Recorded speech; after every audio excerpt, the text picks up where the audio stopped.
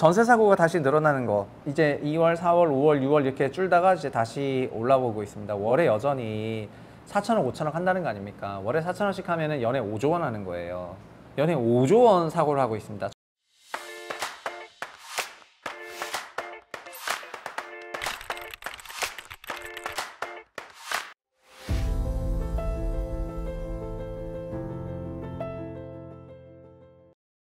안녕하세요, 최부심입니다. 한 주간 있었던 중요한 부동산 뉴스들을 모아서 발표하는 그런 시간이 되겠습니다. 이거는 네이버 프리미엄 컨텐츠, 줄여서 네프콘. 네프콘 아닙니다. 네프콘에 올리는 거고요. 그리고 네프콘을 조금 구독을 하시라고 제가 독려를 해서 좀 한 달 무료 쿠폰을 좀 뿌렸더니 많은 분들이 들어와 주셔가지고 어쨌든 그 쿠폰은 다 사용이 됐습니다. 그래서 한 달 정도 보시고 별거 없네 이렇게 하시면 그냥 가셔도 되는데 지금은 연말까지는 뭐 대선도 있고 제가 미국 관련 여러 아티클도 쓰고 그러고 있어가지고, 그래서 아마 그래도 연말까지는 보실 글들이 굉장히 많을 거라고 생각을 하거든요. 그리고 한 주간 뉴스를 정리하는 것뿐만 아니라 개별 주요 뉴스마다 제 생각들을 좀 담아서 유튜브에 올라가는 그런 세미나 영상들은 다 네프콘으로 대본화한 경우가 많아서, 그런 글로 읽으시고 싶으신 분들은 여기를 보셔서 오시면 될 것 같습니다. 일단은 뉴스들이 많았죠. 지난주 뉴스들은 서울 부동산 계속 올라갔다는 얘기, 그리고 뭐 공급이 끊긴다, 건설사는 도산하고 있다, 이런 얘기 있었고요. 그리고 국토부 장관 나와서 또 인터뷰했습니다. 별로 문제 없다. 그리고 청약이 다음 달부터 좀 더 크게 급증한다는 말이 있어가지고요. 그리고 은행들이 최근에 대출금리를 큰 폭으로 인상을 하고 있습니다. 이번 주 영상을 찍을 때 이거를 위주로 중요하게 생각해서 많이 좀 찍었고요. 전세 사고액이 다시 또 크게 늘어나고 있다고 합니다. 어쨌든 전세 사고 관련해서는 KBS에서도 프로그램을 만들고 있는데 저한테도 와서 인터뷰를 했거든요. 그래서 그때 제가 이런저런 얘기를 했습니다. 그리고 생수과 관련해서도 제가 PF 때문에 이런저런 우리 채널에서 영상을 다뤘었는데 그런 문제도 있었고요. 그리고 경부고속도로 지하화 삽뜨기 직전이라는 그런 부동산의 호재가 되는 그런 뉴스들도 있었습니다. 일단 서울 부동산은 이렇게 움직였어요. 제가 제 텔레그램 채널에나 아니면 뭐 이런 데는 좀 썼지만 0.32에서 0.28로 주간 동향이 움직였습니다. 동향은 호가를 반영하는 거예요. 그래서 동향조사가 호가를 반영하기 때문에 실거래가는 아닙니다. 거래가 이렇게 됐다는 건 아니고요. 호가를 반영하는 동향조사는 어떻게 보면은 가장 분위기를 잘 나타내고 있는, 분위기 자체는 좀 잘 나타내고 있는 그런 지표라고 생각하시면 되겠습니다. 주택의 실제 가격은 뭐 호가에 팔려야지 되는 거니까 실거래 지수를 통해 가지고 평가를 하는 게 맞거든요. 그래서 동향조사상 일단 조금 내려온 거는, 아마도 저는 채널에서 조금 한 달, 아니 2주밖에 안 됐네요. 8월 5일에 뉴스 나왔을 때 그때 어떻게 보면 단기 고점 조금 찍는 것 같다, 그런 말씀을 조금 드려왔는데, 그런 분위기가 시차를 두고 저는 영향을 받을 거라고 생각을 하고 있어가지고 연말에는 지금처럼 소수점 첫 차짜리가 아니고 그냥 다시 0.0 몇 대로 내려가지 않을까, 그렇게 생각을 하고 있습니다. 그러니까 뭐 하락세로 급격히 반전해가지고 다시 22년 하반기 같은 폭락이 온다, 이런 것이 아니고, 현재의 과열은 너무 심한 과열이고, 이 과열이 있었기 때문에 앞으로 거래 소강이 조금 찾아올 것 같고, 그리고 대출 유동성 규제도 굉장히 심각하게 시행할 예정이다 보니까 이 상승률은 좀 큰 폭으로 빠른 속도로 동향조사상에서는 내려오지 않을까, 그렇게 생각들을 하고 있습니다. 그리고 보시면 지방은 여전히 마이너스가 되겠습니다. 전세가율 보시면은 전세가율이 이게 뭐 어차피 이게 전세가율 다 이게 길게 써서 그렇지 50%대에서 거의 변화가 없는 거거든요. 52.2나 53.9나 전세가율이 좀 더 올라가고 있는 건데, 근데 이런 미세한 변화가 결국은 전세가가 올라간다는 거는 매매가 강세의 원인이 되는 거니까, 결국 이 전세가가 어떻게 되느냐, 전세가율도 중요하지만 그건 멀티플을 의미하는 거고, 전세가 지수가 어떻게 움직이느냐, 그게 매매가 지수를 결정하는 요인으로 보시면 될 것 같습니다. 26년부터 서울이 공급이 뚝 끊긴다, 이런 뉴스들이 또 바이럴이 되고 있는데, 표를 보면은 이건 부동산 114가 만들었던 거를 보도자료에 낸 겁니다. 근데 부동산 114는 26년 7,100세대를 하고 있습니다. 그럼 정말 박살나는 것 같죠. 23년에 분양이 없었기 때문에, 작년이 부동산 시장 최침체였잖아요.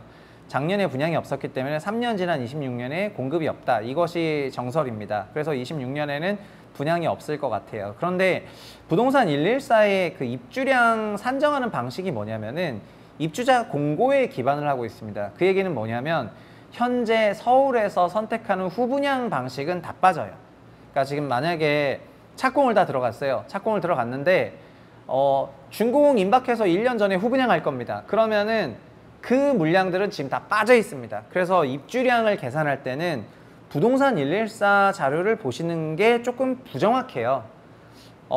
지금 부동산 입주량은 여러 군데서 아실에서도 하고 있고 부동산 114도 하고 있고 그 다음에 서울시에서도 하고 있고 그 다음에 뭐 이런 입주량 데이터들을 계속해서 발표하고 있는데 이런 입주량 예고치를 발표하는 데이터들의 그 기준이 다 다르거든요. 그래서 그냥 어디서 이거 작대 이렇게 보지 마시고 그냥 후분양한 것들 다 빠졌다 그렇게 생각하시면 좋을 것 같습니다. 그래서 자연스럽게 지금은 입주량 계산할 때 착공 물량 보는 게 낫습니다.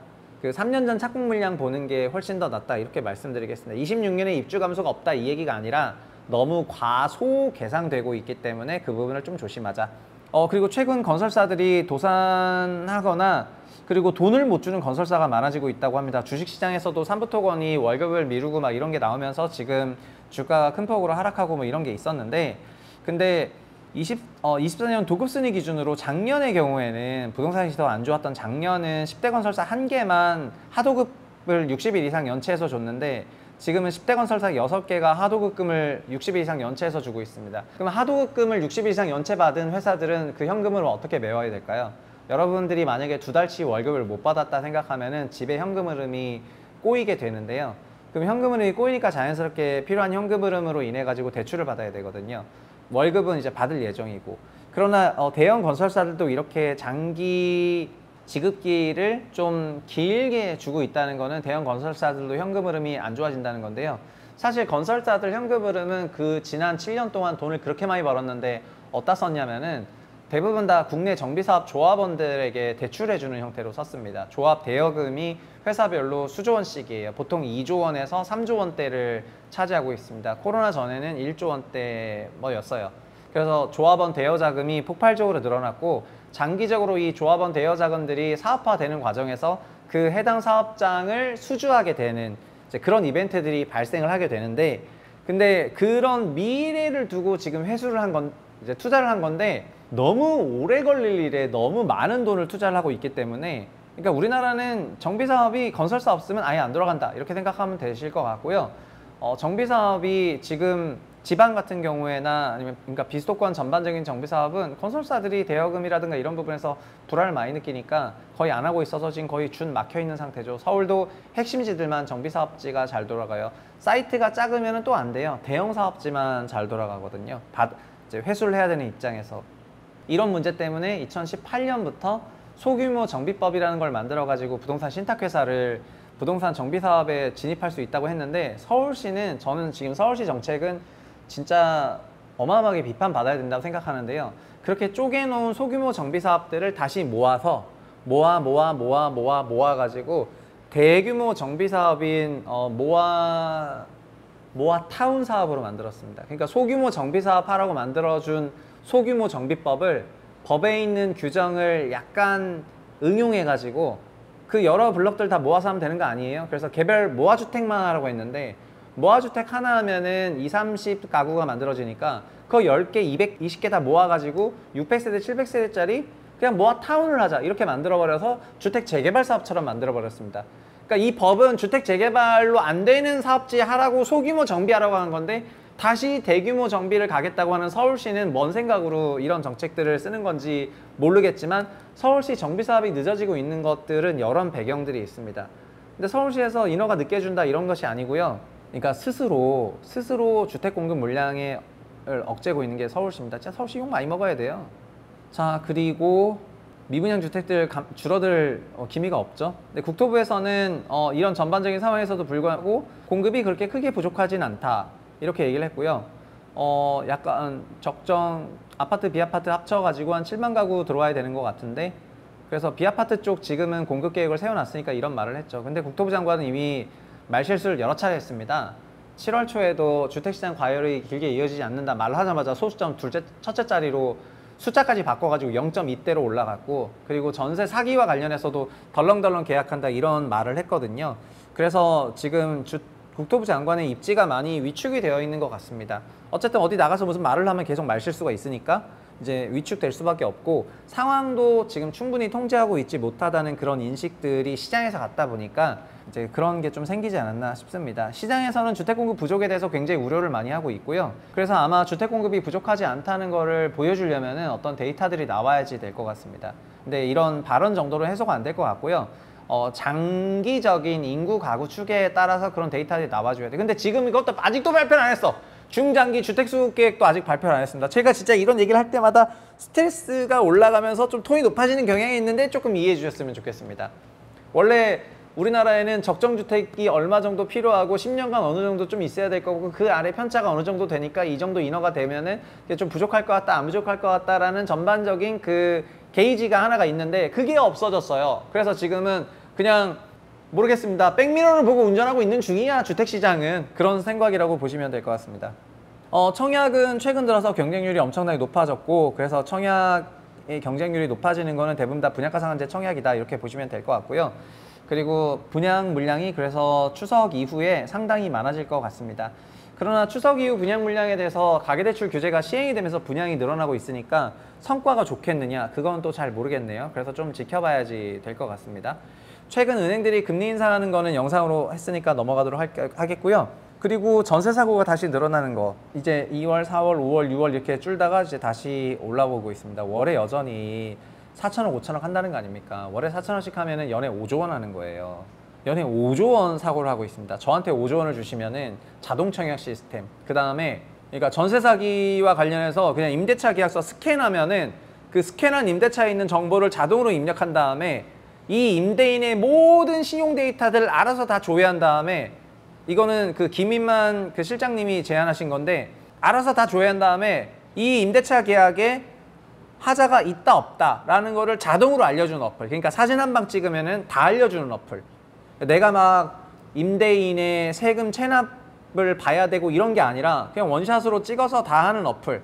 그리고 등기도 자동으로 쳐주고, 자동 등기, 임차권 설정 등기 자동으로 가게, 뭐 이렇게 하는 시스템 자동으로 만드는데도 5조 원 안 될 것 같습니다. 근데 지금은 국토부는 자기 산하 기관이니까 주도부의 그 실적 관리를 해야 되는데, 연간 5조 원씩 마이너스 나면 어디서 돈을 버나요? 그리고 그 돈은 어디서 메꾸나요? 정부 예산이 됐던, 채권을 발행하는 거 됐던 다 이제 다른 돈들인데, 여튼 엄청난 사기 사건들이 많이 나오고 있다, 그렇게 말씀을 드리겠습니다.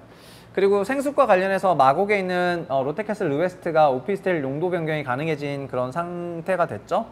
그래가지고 여기는 거의 뭐 죽다 살아난 것 같고요. 그리고 입주자들이 여기를 어쨌든 오피스텔로 입주할 수가 있게 되었기 때문에 이건 이제 생수기 아니고 오피스텔이 될 가능성이 굉장히 높아 보입니다. 제 채널에도 댓글이 달렸는데 마피였다가 뭐 풀피다 이런 댓글이 달렸는데 그건 모르겠고, 어쨌든 이런 생수군 지금까지 한 10만 개가 있거든요. 그래서 10만 건에 대해서 여전히 현재 진행 중인 문제라고 보시면 될 것 같습니다. 나머지 중요한 뉴스들, 경부고속도로 지하와 관련한 여러 뉴스들, 이런 것들도 추가로 옮겼고요. 그리고 네프콘에는 DSR과 관련해 가지고 제가 최근에 생각하고 있는 여러 규제들 내용들도, 이런 것들도 다 글로 만들어서 좀 상세하게 해설을 담아서 올렸거든요. 그래서 제 영상으로도 충분히 최대한 해석을 하고 있지만, 글로 좀 찬찬히 보고 싶으신 분 같은 경우에는 네프콘에 와주시면 좋겠고요. 연말이 될 때까지 좀 풍성한 컨텐츠를 만들도록 하겠습니다. 여기까지 들어주셔서 감사하고요. 다음에도 좋은 내용으로 찾아뵙겠습니다. 감사합니다.